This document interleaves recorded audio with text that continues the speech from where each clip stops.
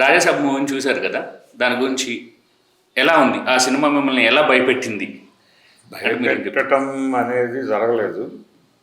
అంటే భయపెట్టడానికి అలాగే నవ్వించడానికి సినిమా అని చెప్పాడు ఆయన. అంటే హారర్ కామెడీ జోనర్లో సినిమా అని చెప్పాడు. కానీ ఈ సినిమా చూసిన తర్వాత ఎవరైనా భయపడ్డాను అని చెప్పినా, లేదు నవ్వానని చెప్పినా, భయపడుతూ నవ్వానని చెప్పినా వాళ్ళకి ప్రైజ్ ఇవ్వచ్చు. ఒక 5 కోట్ల వరకు ప్రైజ్ అనౌన్స్ చేయగలిగితే కొంతమంది వెళ్ళి ప్రయత్నం చేసే అవకాశం ఉంది. నాకు నిజంగానే నవ్వు వచ్చింది, నేను నిజంగానే భయపడ్డాను అని ఎవరైనా చెబితే వాళ్ళకి ఆడియన్స్ వైపు నుంచి కూడా ఒక ప్రైజ్ అనౌన్స్ చేయొచ్చు. అంటే ఆ సినిమా 1000 రూపాయలకి టికెట్లు అమ్మారు ఏపీలో.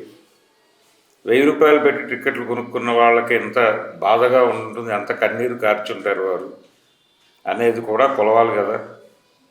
కాబట్టి ఇది నిజానికి విచిత్రంగా భయపెట్టడం మాత్రమే కాదు, ఒక పీడ కలలాగా మిగిలిపోయినటువంటి సినిమా. ఇది ఇప్పుడు మనం మాట్లాడుకుంటున్నటువంటి రాజాసాబ్. ఇది మారుతి గారు ఈ సినిమా గురించి నిన్న మాట్లాడుతూ ఓ మాట అన్నాడు. ఈ సినిమాలో మేము అండర్ కరెంట్గా నడిపినటువంటి కొన్ని ఎలిమెంట్స్ జనాలకు అర్థం కాలేదు అని చెప్పాడు. ఈ అండర్ కరెంట్గా నడిపినటువంటి ఎలిమెంట్స్ అర్థం కాలేదు అంటే జనాలకు అర్థం కాకుండా మీరు ఎలా తీశారు అనేది ఒక డౌట్. జనాలకు ఏదో మేరకు అర్థం కావాలి. అర్థం కాలేదు అంటే జనరల్గా మనకి కీ అని రిలీజ్ చేసేవాడు పాత రోజుల్లో. ఇప్పుడు గ్రామర్ పుస్తకానికి కీ ఉంటుంది. అలాగా మీరేం చేయాలి, ఈ సినిమాకి సంబంధించి ఎలా అర్థం చేసుకోవాలి అని ఇంకో సినిమా తీయండి. ఈ సినిమాని ఆపేసి అది రిలీజ్ చేయండి. సినిమాని ఎలా అర్థం చేసుకోవాలి అనేది రిలీజ్ చేసి ఆ తర్వాత అర్థమైంది, మేము అర్థం చేసుకోవడానికి సిద్ధంగా ఉన్నామని ప్రజలందరూ ముక్త కంఠంతో చెప్పిన తర్వాత అప్పుడు ఈ సినిమా రిలీజ్ చేయండి. ఒక పద్ధతి.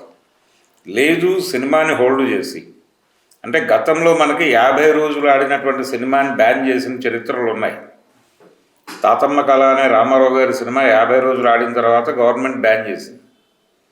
బ్యాన్ చేసి అందులో కొన్ని సీన్లు తీసేయమన్నారు, తీసాడు ఆయన. తర్వాత రిలీజ్ అయింది, ఒక 3 నెలలకు రిలీజ్ అయింది. అలా ఈ సినిమా హోల్డ్ చేయొచ్చు, తప్పేం లేదు.